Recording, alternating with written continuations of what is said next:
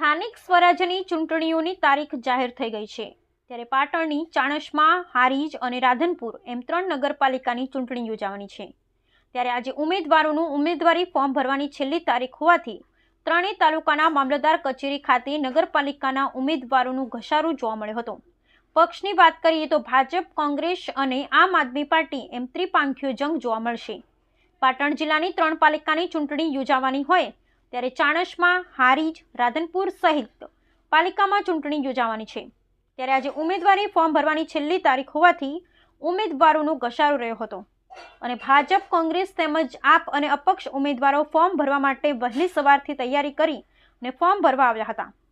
સાથે ચાણસ્મા પાલિકાના 6 વોર્ડમાંથી 24 ઉમેદવારો તેમજ અપક્ષ ઉમેદવારોએ ફોર્મ ભર્યા હતા। સાથે હારીજ પાલિકામાં 6 વોર્ડમાં 24 ઉમેદવારો સહિત અન્ય ઉમેદવારોએ ફોર્મ ભર્યા હતા। બીજી બાજુ રાધનપુર પાલિકામાં 7 વોર્ડમાંથી 28 ઉમેદવારો સહિત અન્ય ઉમેદવારોએ ફોર્મ ભર્યા હતા। ત્યારે ભાજપ અને કોંગ્રેસના ઉમેદવારોએ મેન્ડેટ સાથે ફોર્મ ભર્યા હતા। કોંગ્રેસ ધારાસભ્ય દિનેશ ઠાકોર કોંગ્રેસ પાર્ટીના ઉમેદવાર સાથે મામલતદાર કચેરી ફોર્મ ભરવા સાથે જોવા મળ્યા હતા, પરંતુ હારીજ પાલિકા છેલ્લા 30 વર્ષથી ભાજપ શાસિત છે। ત્યારે ધારાસભ્યએ જણાવ્યું હતું આ વખતે હારીજમાં પરિવર્તન આવશે અને અમારો 24 ઉમેદવારો કોંગ્રેસમાંથી જીતશે અને પાલિકા કોંગ્રેસના શરે કરશે। સાથે પાલિકાના ભૂગર્ભ, ગટર તેમજ રોડ રસ્તા સહિત પીવાના પાણીની સમસ્યાઓ દૂર કરી હારીજનો વિકાસ કરીશું તેવું જણાવ્યું હતું।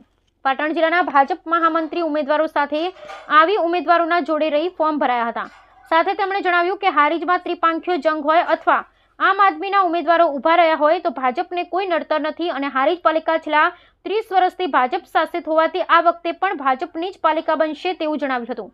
અમારા ઉમેદવારો હારીજનો સર્વાંગી વિકાસ અને પ્રાથમિક સુવિધાઓથી સજ્જ ભાજપ શાસિત પાલિકા બનાવશું અને વિકાસના કામ કરશે તેવું કીધું હતું। Bureau report Pravin Raval, Patan.